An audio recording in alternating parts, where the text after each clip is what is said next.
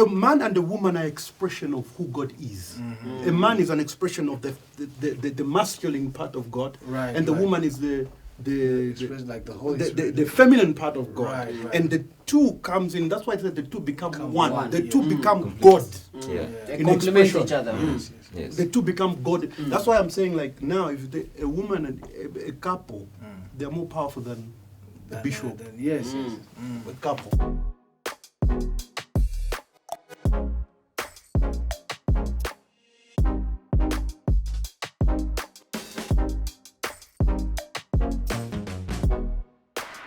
All right, welcome to another exciting episode of MANCAVE. It's always, I don't know why I always start with, some kind of laughter. I mean, it's important. It is important to just laugh off certain things.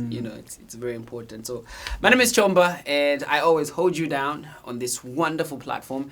And of course, we get to talk about all things men, whether you're a young man, whether you're an elderly man. As long as you're a man on this show, you are welcome. And as per tradition, we try to strip off any titles that we may hold in outside this platform, just to let everybody know that we are just but ordinary men. And on the platform for today, I'm gonna do something I haven't done in a while on this show. So I'm gonna do this. I'm gonna let the gentlemen introduce themselves. So that after that I can now just strip them off their titles and call them as they are. So I'm gonna start with the man on my immediate right. You see, you felt forgotten how to introduce yourself. What is my name? I'm Magnus Mando. I am a rapper sometimes when the occasion calls for it, on weekends. And then I love the Lord, and That's Well, I think you've said that you're stripping people titles, so I'm going to strip myself before you say No. Dixon Mvula. I'm a husband, a father, most importantly, a servant of God. Wow. Yeah. Amen. Yep. Amen. Yeah, my name is Jeff, Apostle Jeff. I'm a preacher, and I'm a preacher, and I'm a preacher. We should have said And a I'm a boned servant. Boned servant servant of the Most High. Wow, so we've got Jeff, we've got Dixon, we've got Mr. Mando, and we've got Chomba here. And yeah, like I said, for some of you, please do not go and start saying Chomba has been disrespectful on the show. He's calling people Dixon and Mando and Jeff. No, on this show, we pretty much want to remain as vulnerable as possible to show how real certain things that we talk about are. Right. And I've loved the previous topics that we've had on this show. They've not really exposed how men have hidden so many things in the past, but also just brought into light how we have neglected ourselves as men. We've talked about, how to rise above odds. We've talked about how to, to bounce back when you've had, misfortunes and stuff like that. And for me, I've learned so much that there's more behind a macho man, a face with a beard, and it so happens that everybody on the show. Only one with grey hair, though. Oh, yes. I forgot to do one thing. To put toner on me. But it looks really cool. Yeah, if I have grey hair, it must be like this. You are there. To get to At least I have a head start, so it's okay. I have a head start. You're blessed with it before time. You should see my young brother. My young brother looks like he's older than me. He's got Father Christmas. Grey hair all over his head. I hear it's wisdom, so I don't know. So for today we've got I think a very interesting topic on the table. You're right. It's debatable. Yeah. So it means there's something that can hang on both sides. For something to be authentic, it means there's also a counterfeit. So, but we want to find out, because there are so many people calling themselves men out there. Right. you know, but what they are just doing is enjoying the benefit of being called a man, but they are not really men. So maybe the most difficult question of the day, who is an authentic man? So I'll start with Mr. Dixon. Yes. Right. When you're talking about gray hair, I just wanted to say that, you know, gray beards is the new six-pack. So Yeah. just in case. I know you're excluded. That's why you know. I was rejoicing. You're a student. Wow. Yeah. So authentic. Yeah, you could be right to say that, you know, authentic. There's always a counterfeit. Right. But for me, being a man under authority, I think the first step of identification is who you are in the eyes of God. For me, number one, that becomes the first thing that any person needs to know. But for a man is to identify who he is, because that creates a base and a foundation of understanding who he is. Because if a man doesn't know who he is, he can fall for anything, right? And he can walk the streets and anybody can call him by any other name because he doesn't know his identity. So once you get your identity in place, that begins to form the foundation of what an authentic man is. Wow. Right? So when you look at the identity, then you easily jump onto what a lot of people don't like to talk about. I think when you look at a man, if I meet you for the first time, I must see where you are going and what you are carrying and what brings who you are, and that's vision. An authentic man needs to have vision. Wow. Because if you don't have vision, you're not going anywhere. Because vision is a blueprint of your destiny. Wow. So if you are talking to a man, you must talk to a person who has an identity, who has a vision. Wow. So those things begin to couple and create the foundation and the base that brings about an authentic man. And after you have tackled the identity and everything, a man then needs to have provision. Wow. Yeah. So for me, these three things become very cardinal in identifying who an authentic man is: identity, vision, and have provision. Because Genesis tells us that when God created man, created him in his image, and the first assignment that God gave man was to take care of what God already gave him. That is provision, right? So as long as a man does not get in that place of provision, he loses his essence of identity. Then it now violates that statement of an authentic man. Wow. So I look at it like that in those three facts, and we can actually break them. You can go deep in these three things. Yes. And I then mean, we just can bring with them what out. you've said, where is the pen and paper? I should have come with it. That is powerful. That's powerful. I mean, I have a question actually. Now, I hope it won't be a confusing one, but you know, with the way the world is today, can you be a visionary man or a providing man if you are perceived weak? By that I mean, like, let's say for an example, you are in a situation where if you are in a marriage, your wife earns more than you. She provides. She you know, I guess provides more than you, right? Or if you are in a place where you are, I don't know if this applies, but you know, so there's an alpha male. So an alpha male is like, you know, Dominant. you are in charge, the dominant one. You know what I mean? But there are some beta males who, you know, they'll maybe manage. They'll provide, they'll do, but maybe they don't like. They don't take the charge. They don't take charge. They don't take charges. Yes, as alpha males. Yeah. What place do those? How do you then speak? Are they? Are those attributes that you can say, okay, this is an authentic man? Like if let's say because another problem maybe is that there are men who provide, but they don't. Okay, maybe let me say this: if you are lacking one of the three, does that disqualify you your authenticity? So Am I supposed to answer that question? yes, you are the one who started it. So, it's not in the fact of you being disqualified. It's just you not being in the element. So the thing's not.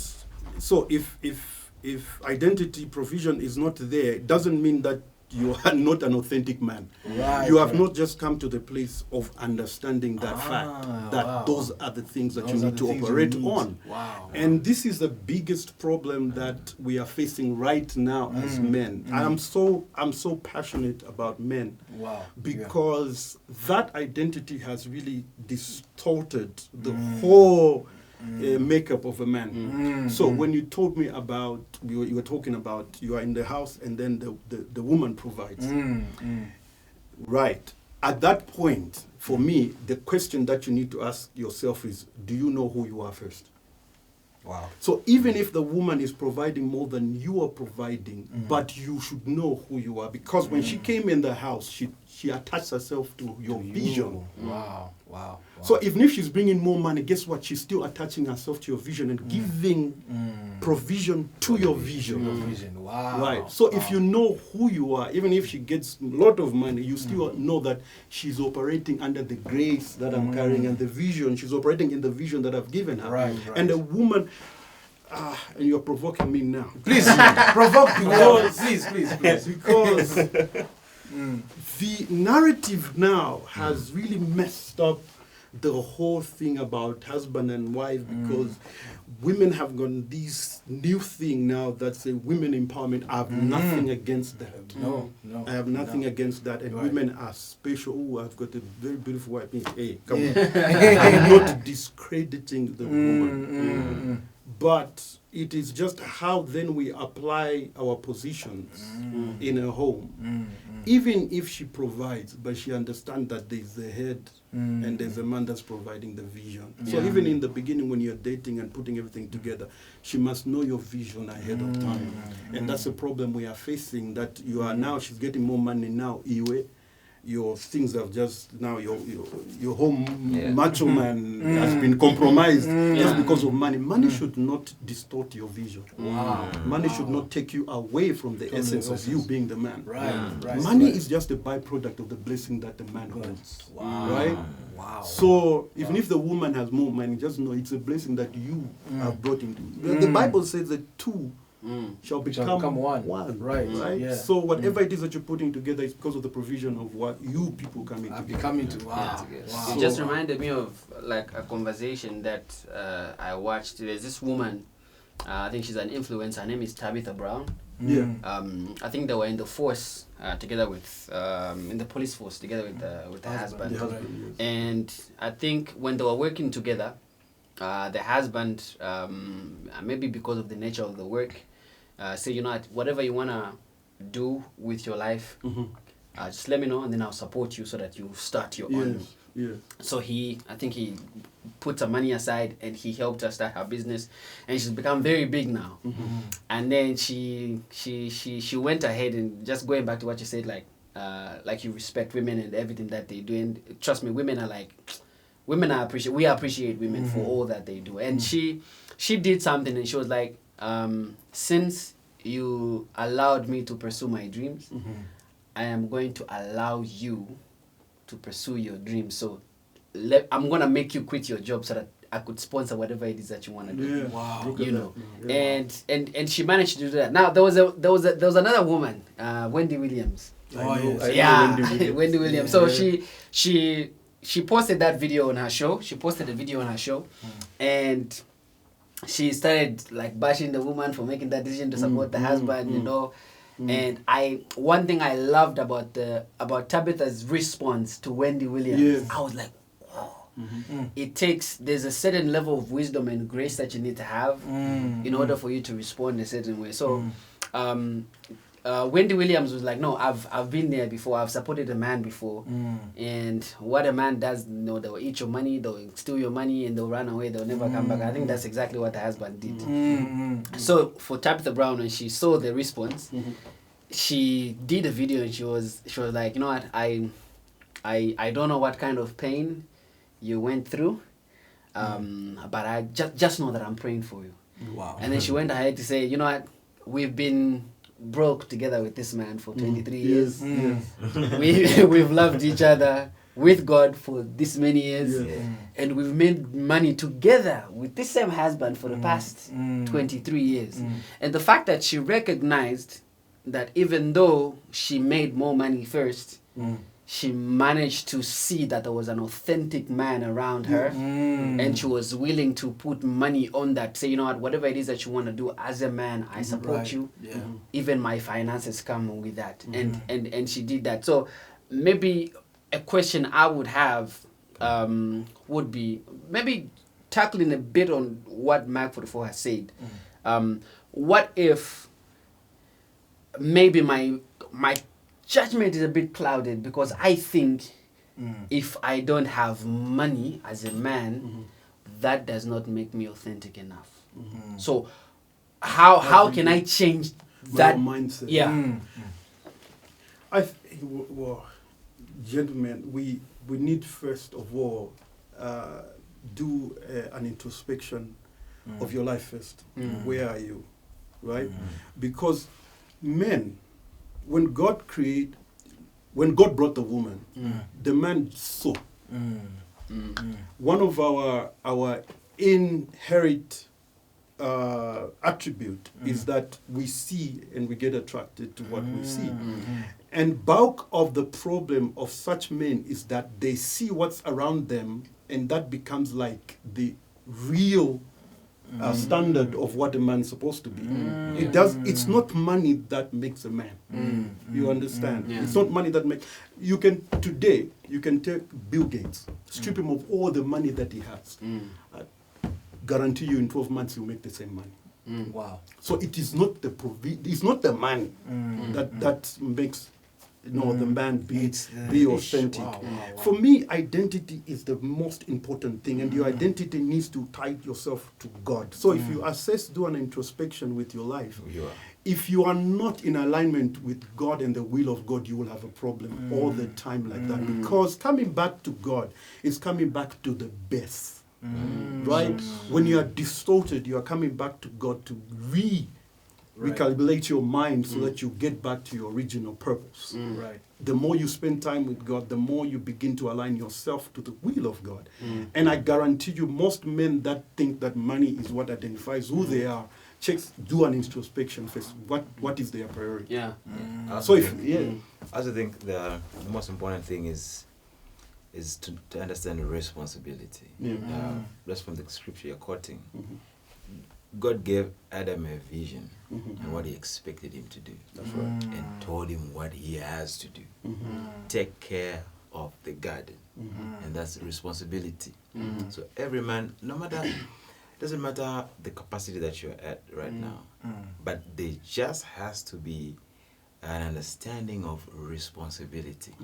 I think especially the young generation is less responsible. Right. If you look at the older generation from us, maybe 2 generations behind,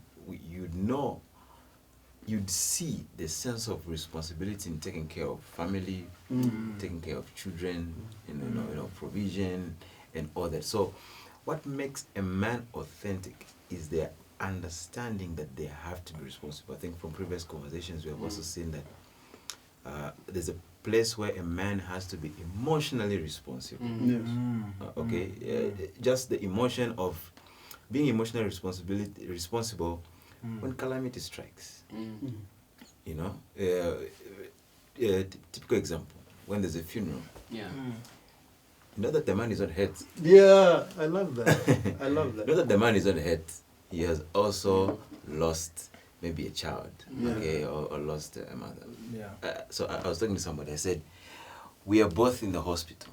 Me, for example, and my wife. And the doctor comes, all right, and says, oh, the child has died or your wife has had a miscarriage. The question is, do we both begin to cry? Who goes to nurse the other? So as a man, in as much as you are hurt at that point, but because you're a man, there's just that natural responsibility that is inbuilt just for you to take care of your wives and say, oh, it's going to be okay. All right? Even though you are both emotional beings and you're both emotionally hurt, you're both broken down at that point, you know. If there's a funeral or whatsoever, you just have to go and do the arrangements and pay and look for the gravesite and do all that and do all that. Not that you're sidelining the process of healing or postponing it, but there's just an aspect of being responsible that a man has to just take. Now I wanna add a twist to that. Funny thing you brought about the issue of You can hit the ground. yes, the issue of responsibility. Yeah. So if I can make sure that my family has 3 meals in a day, if I can make sure that the school fees of my children are paid, if I can make sure that they have a roof over their head, does that make me an authentic man?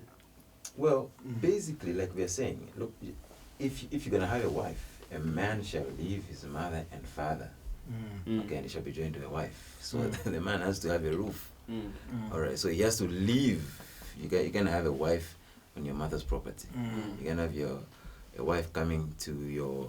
So those are like you're saying, these are like basic things that make a man to become authentic. You know a man by his identity, if he knows himself, and that identity is from God, by the vision that they carry, and by how well they're able to execute their responsibilities, such as provision, such as offering security, such Because as the reason I've said that is because look, there are men that feel proud that they are responsible like that. But they are not responsible over other areas of their lives. But they want praise from providing for their families and paying for school fees and providing a roof for their families. They want to be praised that that's what they've done. And I like the fact that you've also, those are like, it's a basic thing for a man that you need to know that, you know. But we know that, oh, kuliko vipuga somewhere. You know, there in other areas, you know that, you know, they cheat, they do different things. But when it comes to the issues vako nyumba, they are responsible. So does that make them an authentic those man? ones, you know, responsibility is diverse. And it goes deeper and deeper. So probably they're just ignorant about it, or they're deliberately just becoming irresponsible. I mean, like you said, you're not being vulgar, or you're being emotionally irresponsible. You know that your wife needs emotional support, or your kids need that emotional support. You don't need to torture them mentally. You don't need to do all that. So your responsibility is vast.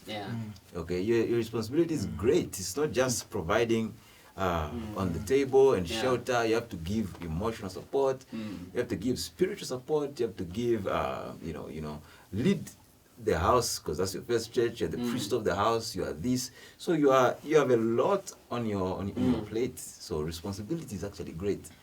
It's not just the fridge is stocked. I've put gas. That's basic. If we go deep into it, you have to listen and check the mental health of your child. Check the mental health of your wife. And are you happy? Are you happy to marry me? Are you okay? It goes deep into that. That's right. All right. So and you know, now that you've said that, I mean, I think I'm just thinking that you know, like how important God is in our life. Because when you look at the Old Testament, right? So there was the 10 commandments. So as long as you tick the boxes, you know what I mean? And so now that's how. So sometimes as men, like what Chomba is saying, you say, look, as long as there's the food, yes, electricity, good, DSTV, good, school fees, then I can go. Now I'm free. You know what I mean? As long as I've ticked the box, I've ticked the 10 commandments of this house. You know what I mean? But I think that God, I guess God require, and sometimes it can be difficult to now know, because my next question was going to be, how do you know? How do you know the hidden things like that? How do you know to check that if your child has got a mental breakdown? Or how do you know to ask the right questions? You know, and I guess that's where now, like, the discernment of from God, like, basically being a man is literally being like Jesus. I guess. Exactly. Because, like you said, 10 commandments. Do the 10 and you are sorted. No relationship with God, you don't care so long the 10. Okay. And that's why God came and said, no, you know what? I want to talk to you. I want to lead you. Yes. I want to talk to you. I want a relationship with you. Yes. You know what I mean? Yeah. I don't want us to just be following each other with the letter. I actually want to know. I want to know you, and I want you to know me. So that what breaks my heart should break yours. So, you know what I mean? So, we are now able to relate with your family at a personal level.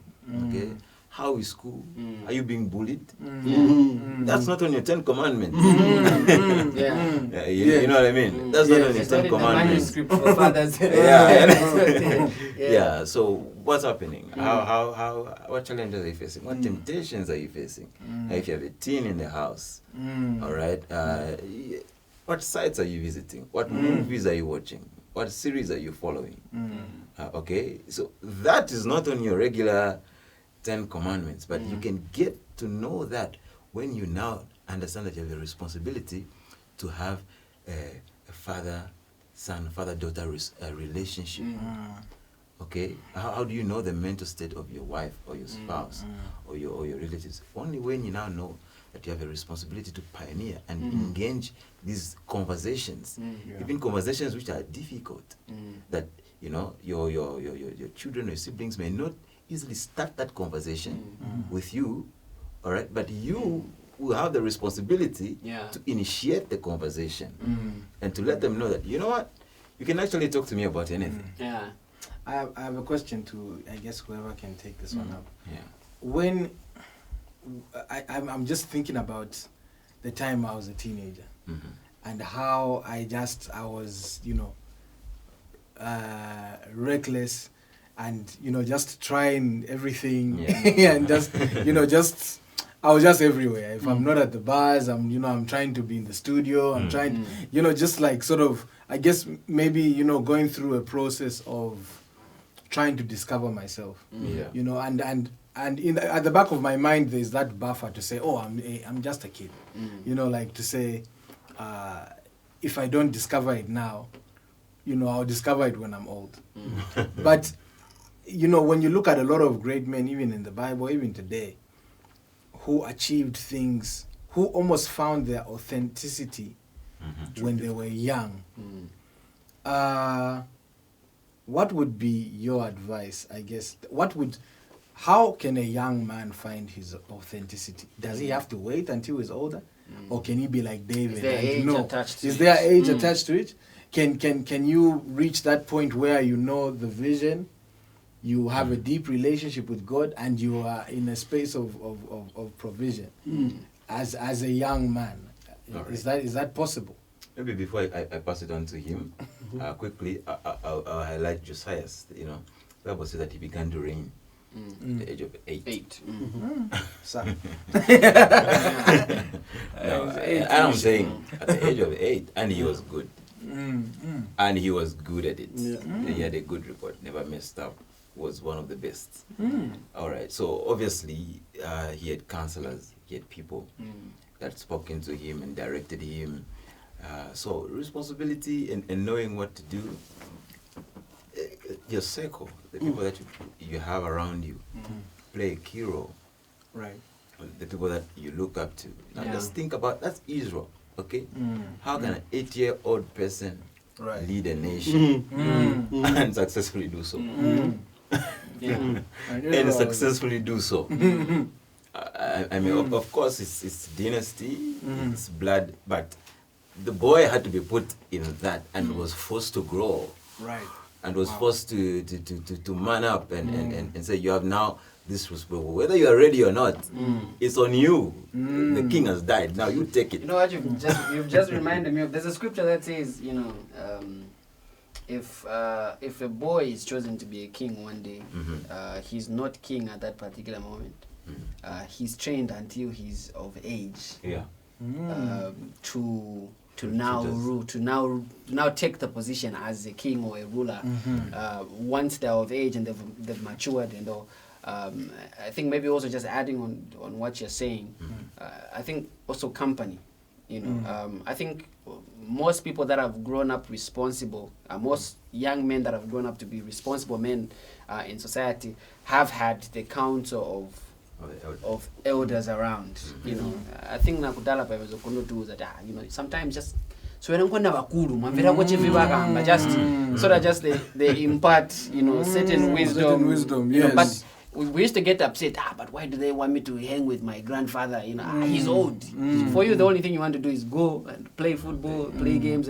But there are certain things that they used to say, when you grow up, that's when you remember, that was something. Yes. That's what, you know, that's what they meant, you know. And sometimes just being around people of wise counsel. Also the Bible in Psalm 1, you know, it says, you know, don't be around people that are scornful or whatever. You know, be around people that have good counsel. Right. You know, and like that you grow up as a even statistically speaking, kids that have grown up around their parents end up being more responsible than kids that have grown up without elderly people around. So I think even scripture-wise, traditional, even just statistically speaking, people that have grown up with, you know, people that have been through a lot as men, they grow up to be way more responsible and more authentic than I think just mere men around. Right. Yeah. Maybe. But, so I mean, I guess I just want to make sure. So like is it possible for a man to be authentic when he's young? Right. Maybe. Sure. This is the true man of God. He was reading my notes when you were talking. All these examples. I thank God for you, really. Amen. For me, honestly speaking, the only thing that I always revert to is God. The Bible in Genesis 1:26 it says He created them in His own image. Okay, Genesis 1, in the beginning, God created. And then 26 says He created them in His image. That in itself tells you that man is a creator. Wow. Man is a creator, right? Even when he placed him on the earth, when you look at placed him on the earth, the first thing that he began doing is when he saw, he named. Wow. And the Bible says when he saw it, he named it and it became. Wow. So man has got the ability to create. So it is not that you need to be older for you to express who God is. Even in your age, you have the creative prowess in you because you were born as a creator. That's why man was placed on the earth first. Not that he was created first, he was placed on the earth first for him to see and begin to create and form things. Because he was formed and when he started seeing this, because when he called a lion, when it came to him, it wasn't actually a lion. Wow. Yeah. Wow. When he told it to be a lion, it became. You understand? It is not age that qualifies you to be an authentic man. It is already built in you. You just need to express it. Wow. That's why Samuel, when he was young, he was being called. He woke up. At that young age, he said, "Lord, here I am." And in that moment, God deposited His creative ability in Samuel and gave him the wisdom. That's why Samuel became who he was. So it does not matter the stage. The first, and this, and I love this question, this is where the biggest problem is right now with all the men. Let me make you understand this. A woman in a household, just come on and check a girl from her young age, the mothers are watching her as she grows, right? When she plays with the boys at a certain age, they'll start separating her and telling her, you understand? They're already instilling values of a woman must become. The next time you see her, she will not be wearing the same T-shirt as you're wearing, because they're telling her now, there's some change happening. You need a bra now, right? Constantly, there is someone talking to the woman. Every stage. Right? At every stage.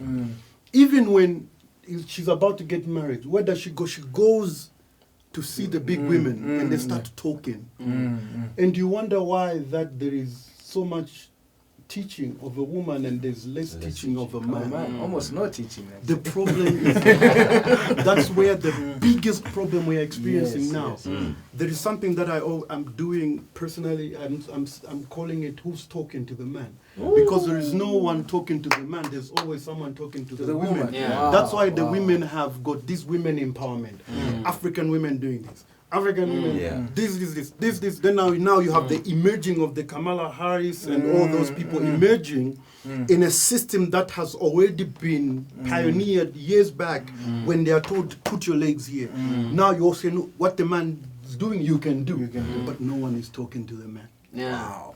If you talk to a married man now who's been married for a long time, ask them, mafundisho. Wait, when did you do? No, who spoke to you? Because we've been told that men, learn as you go. But that's a mistake we are making. That's why we have so many men who are confused. Now that's why you're asking who's an authentic man. We missed one point. If you constantly tell a man on a daily basis who they are, you are bringing the creative prowess in him to become inactive, to become active. So what we need to change now, when you have your young boy at home, begin to ask him what he wants to become at a young age, because what you are doing is you are bringing you are provoking the that inability to become on the inside. You are bringing it out. That's why Samuel, the Bible says he was called 3 times. The Bible says it's 3 times, but in actual sense, when you go deep, it is a series of engaging a boy into maturity, right? First, you call him, he does not understand it. Call him again. Do not give up on the man. Call him again. If you call him again, the moment he says, you tell him now, speak to him, his mental faculties now become alive. That's why you have a David at a young age ordained as a king, but it's just a matter of time till he became 17, right?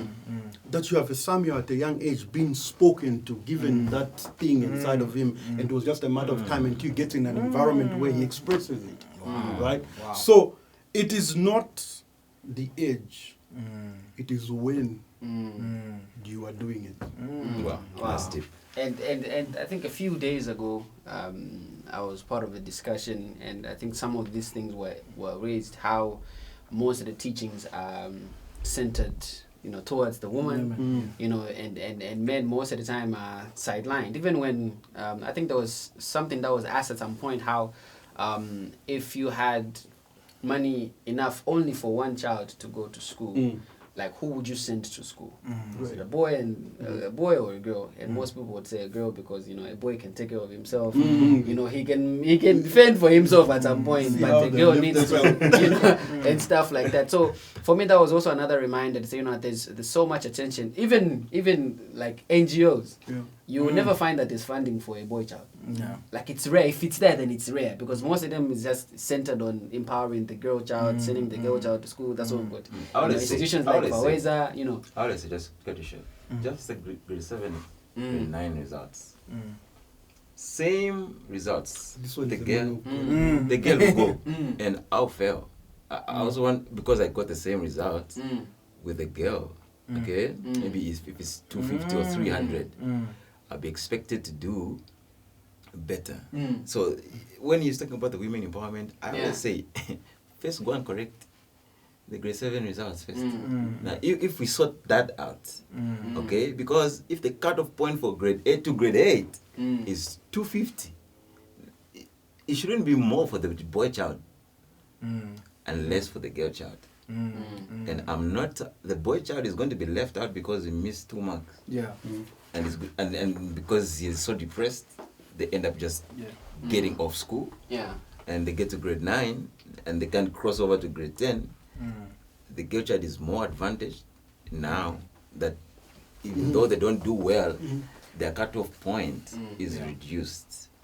I mean, I think, and you see, this is the, I have a lot of discussions with, just understanding, why the whole women empowerment movement is so big. And of course, I won't lie and say I fully understand everything that it's about.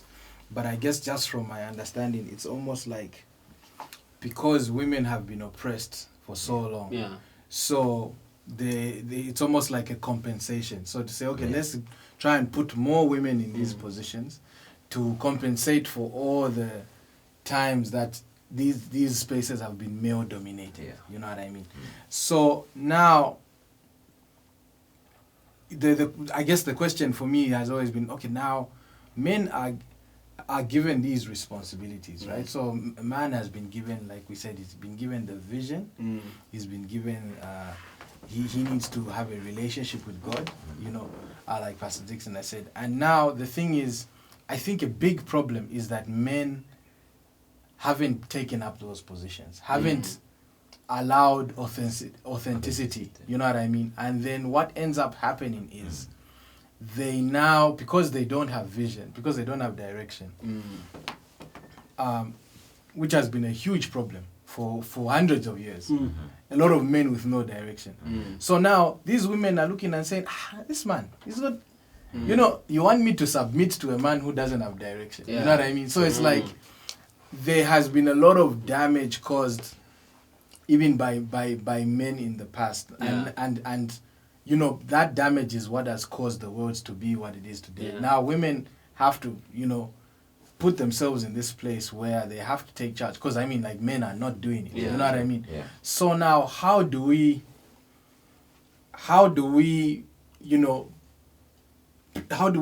talk to men to say, do it better? Right. You know what I mean? Do it better than the past men.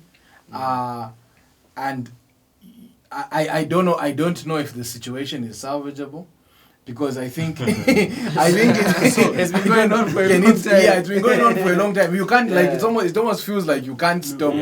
What are we supposed to do? Because I'm pretty sure there might be some women who will watch this and they'll be very offended. How can you say that? You know what I mean?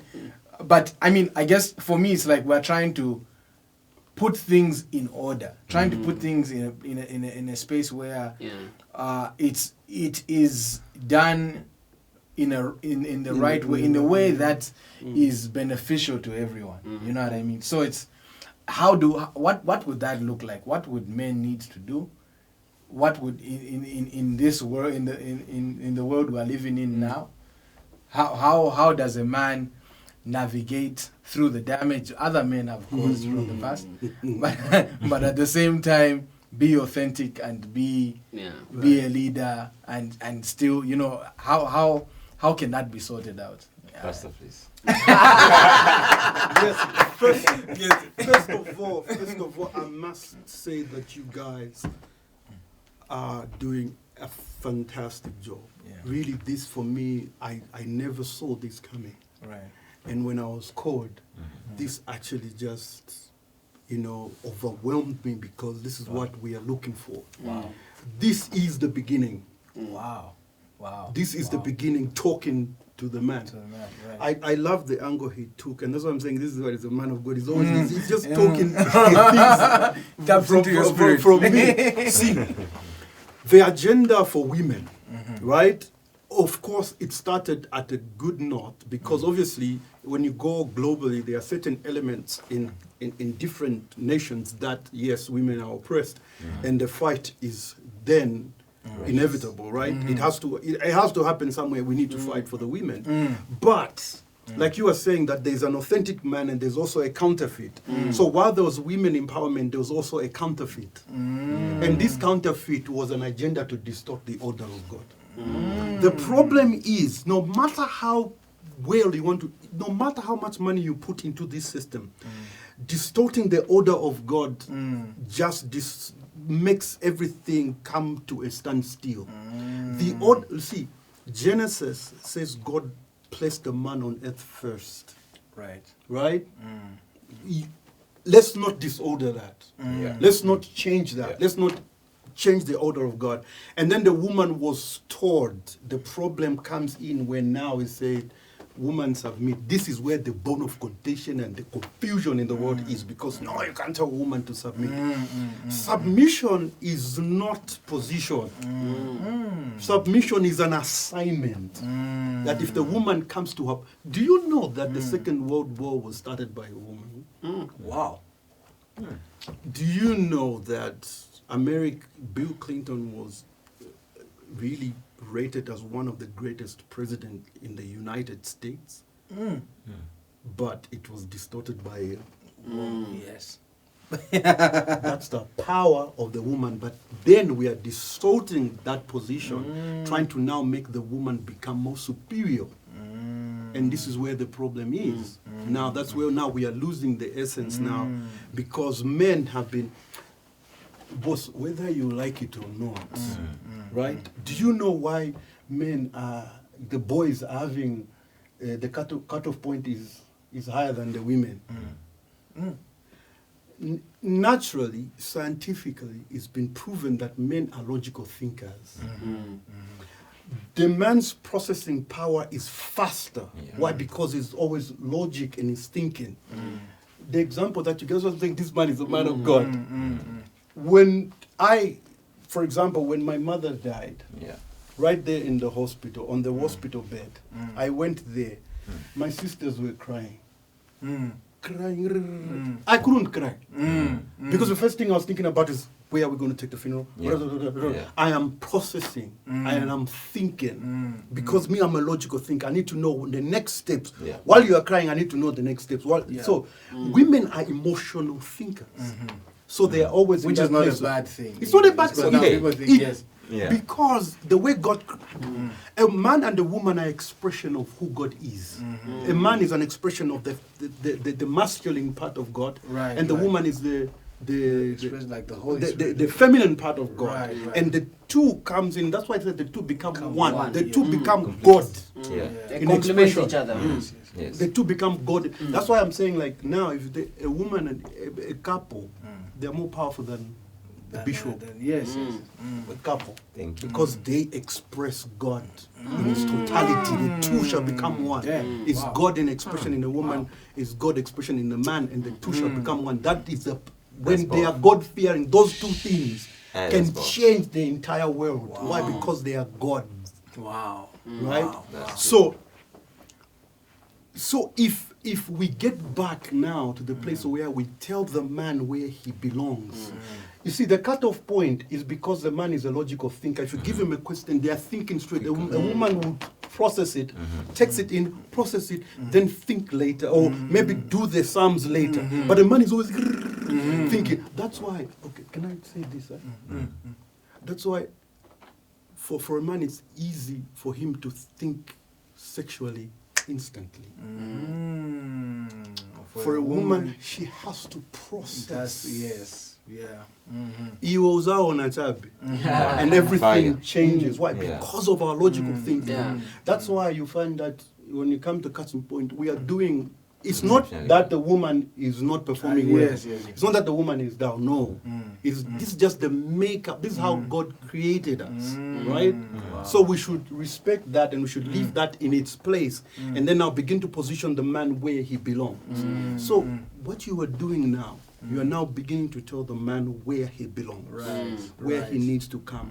Constantly telling the man. Oh, and I just need to tell you, this is part one. So, we need to do a part. Oh, really? We need to do a part. This is part one. Okay, this is quite a huge topic. No, it is. Especially in today's world. And like I said, this will offend some women, but and just people in general, because you don't. With the way the world is set up now, it's almost a situation of like, you know, with what you said. There are people who will say, okay, no, but there are also women who think fast. You know what I mean? There are also women who, so like for an example, in my life, my older sister, because I lost both my parents, my older sister is the one who basically raised me. Yes, so she had to be the man and the woman, because there was no, she had no choice but to fill those shoes. Yeah. So you know, so it's in those spaces now where it's difficult to express, to now say, with the way the world is set up today, like saying, okay, your role as a woman, because you are more of an incubator, you know, you are more of a, you process something, and there's everything important about that. It's sort of now seemed that it's been made unimportant. It's been made like, oh, if you are the woman, no, you can't be looked at like you are just emotional. No, you know, like you need to be, you need to show that you're strong also, and that's also now the thing, what women are being preached.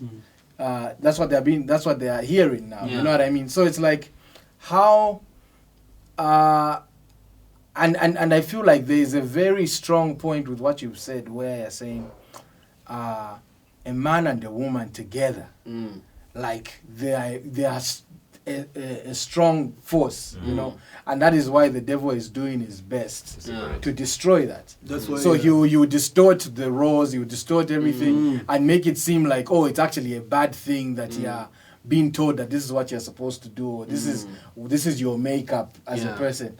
So, I mean, I think, you know, I mean, of course, I feel like the question has been answered, that, you know, we point everything back to God, but I mean, what more can we do aside from having a conversation like this one? Yeah, I think the What challenge. more?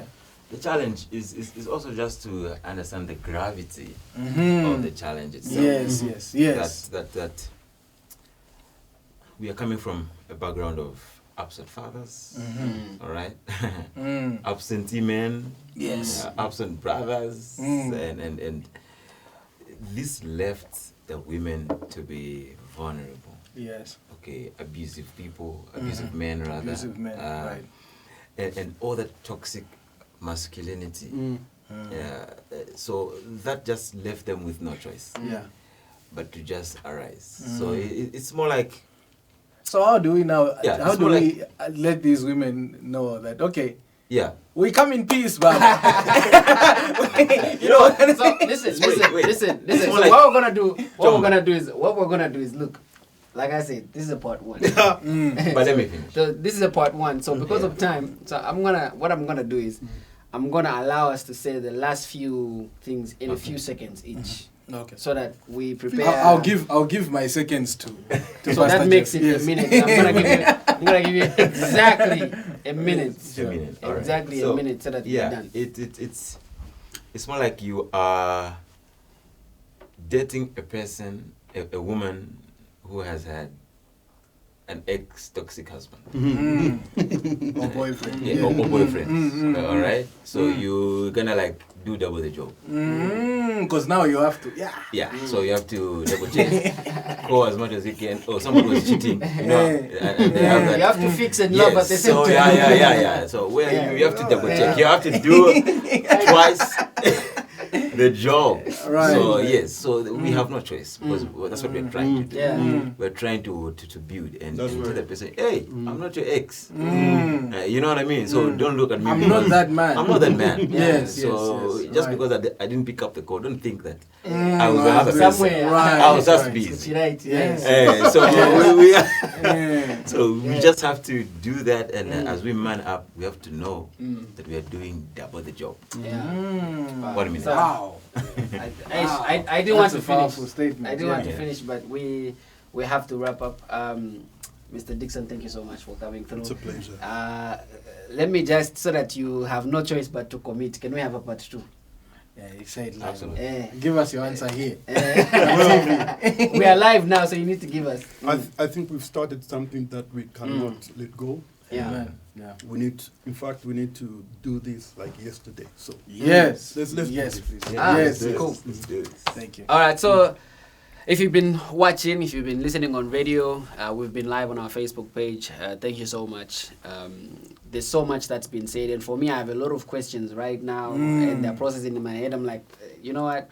Let's just have a part 2 so that I have more time to ask those questions. So, like always, I have incredible men on set. Thank you so much, Apostle Jeff, Pastor Dixon, Mark for the 4. Thank you, Chomba. I never say thank you to myself. Thank you, Chomba. Hi, Chomba. And thank you, Chomba, for being a great host. You've been amazing.